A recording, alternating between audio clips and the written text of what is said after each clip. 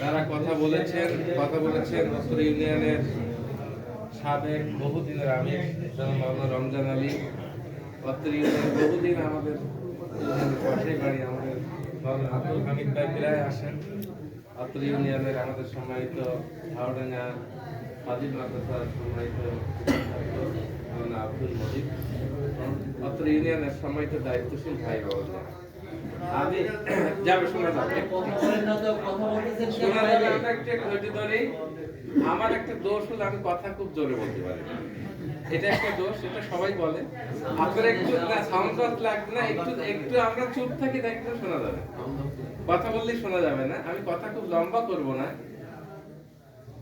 আল্লাহ তাআলার অশেষ মেহেরবানি, আমরা বিগত 17 বছর একটাই কথা শুনে এসেছি, এ সরকার আজম্ম কাল যাবে, ঠিক তাই না? 100% কিয়ামত পর্যন্ত থাকবে। ওরা বলতো মনেও হইতো, আমি তো অনেক আমলি লিডার বলতে শুনেছি তো তারা এই আর জীবনেও সরার কোনো লাইন না নেই। ওই আমাদের একজন শিক্ষক, তিনি মারা গেছেন, আল্লাহ জান্নাতবাসী করুক। উনি ক্লাসে একদিন গল্প করছিলেন।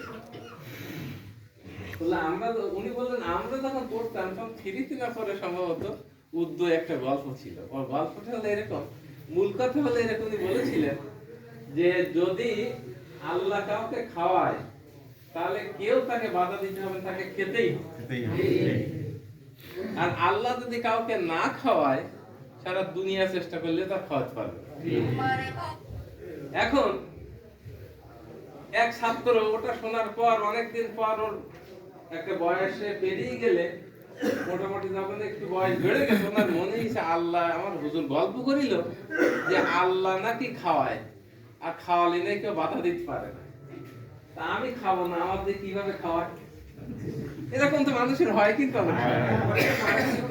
মানুষ তো। এখন উনি খাওয়া দাওয়া বন্ধ করে দিলেন। বাড়ি বসে যদি খাওয়া দাওয়া বন্ধ করে দেয়, বউ নাকি মানে জোর করে খাওয়াচ্ছে, ও তখন দেখতে হবে না।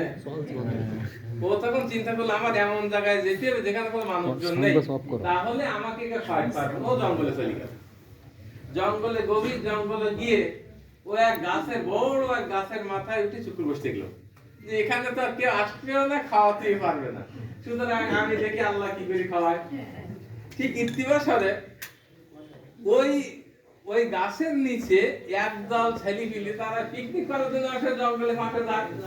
এখন পিকনিক করে রান্না বান্না, সুন্দর রান্না বান্না করা শেষ, খাওয়া দাওয়া শুরু হবে বন্টন। এমন সময় দূরেতে বাঘ হুঙ্কার দিয়ে উঠছে। এখন জঙ্গলে বাঘের হুঙ্কার শুনলে ওরা মনে করতে খুব নিকটে, দিয়ে দৌড় খাওয়া দাওয়া ফেলেই সব দৌড়ে চলে। ঠিক আছে, ও দেখতেছে গাছে বসে বসে অনেক উপরে। এরপরে কিছু সময় পরে একদল ডাকাতে ওই পাশে যাচ্ছে, দেখে এত ভালো ভালো রান্না, আল্লাহু আকবার, একটা লোক নেই, সবগুলো আছে, সুন্দর সুবাস। এখন তার এদিকে তাকাচ্ছে, কোনো লোক পাচ্ছে না। এখন তাকেই দেখে বিভিন্ন তো খুঁজতে একটা বড় গাছের মাথায় একজন বসে,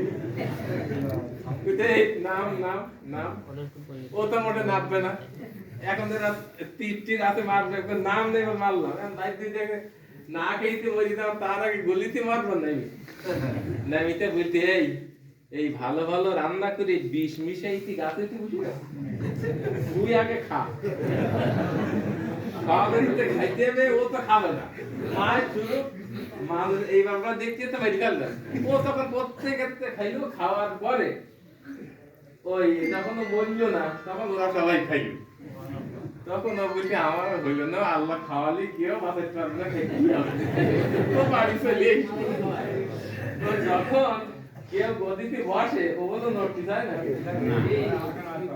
আল্লাহ যদি সরাই দেয়, কোটা আন্দোলন শুরু হলো, কেউ কি ভাবিল যে সরকার চলে যাবে?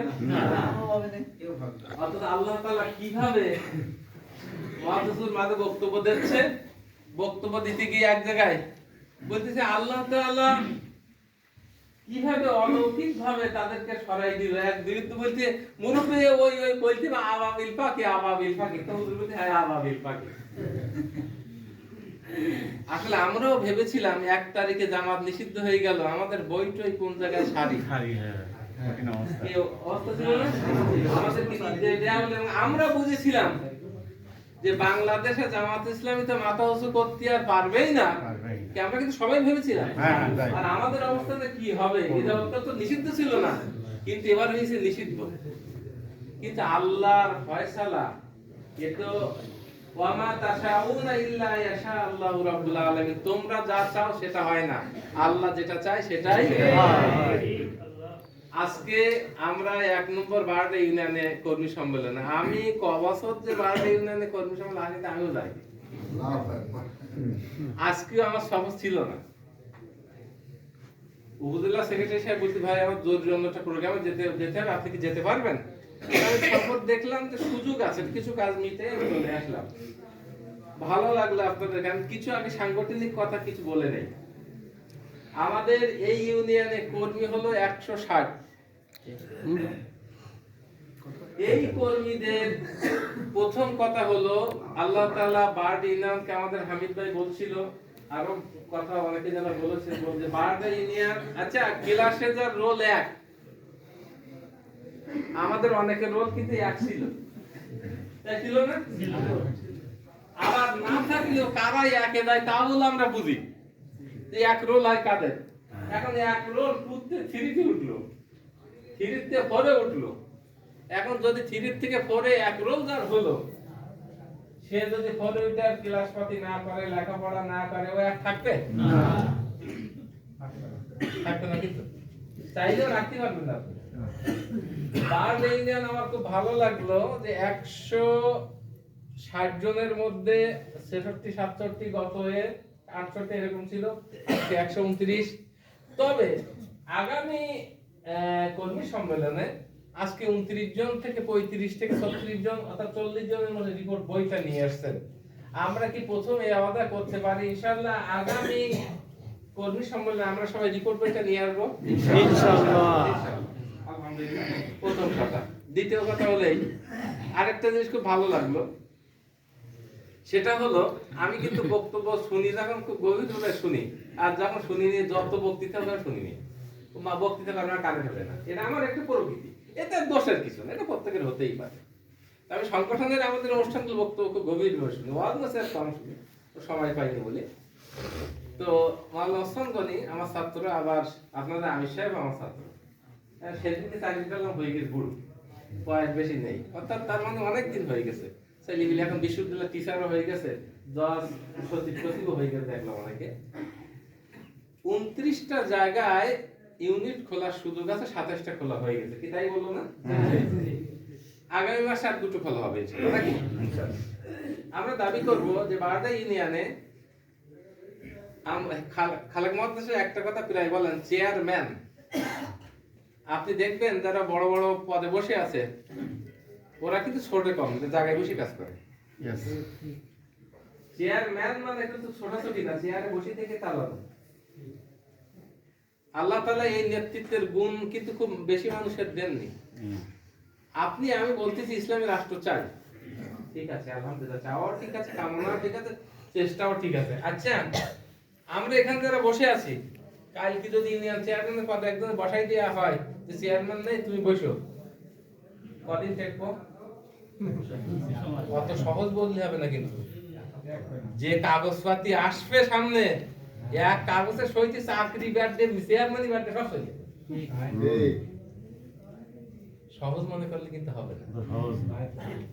দেশ পরিচালনা করা আমরা যাই মনে করি না কেন, দেশের মানুষ আমাদেরকে চাচ্ছে, আমাদেরকে ভালোবাসতেছে, তাই না? এবং আমি মাঝে এক সরকারি খুব বড় অফিসার, ডিসির নিচে অফিসার, তার গাড়িতে একসাথে 7 ফেলে গেল, আধা ঘন্টা 40 মিনিট একসাথে ছিলাম। কারণ হলো উনি কিছু গোপন কথা বলতে চাচ্ছিলেন আর আমিও কিছু বলতে চাচ্ছিলাম, এই সুযোগটা হচ্ছিল না। এখন যেতে যেতে আমরা একটু বাইরে কথা হচ্ছে, যেতে যেতে আমি বললাম, স্যার এই যে আন্দোলনের বিপ্লব হলো কারা করলো স্যার? বলতে শিবিরা লাগ করি, আর জামাত পিছনে লিড দিয়ে পরিচালনা করি। তাই বললো, স্যার এটা আপনারা জানলেন কি করি? এটা আমাদের সকল অফিসার দাদা। আজকে দেখেন জামাত শিবিরকে নিষিদ্ধ করে নিষিদ্ধ করে গোটা দেশের মানুষের কাছে জামাতকে নিয়ে ভাবার, শিবিরকে নিয়ে ভাবার একটা চিন্তা মানুষের মাথায়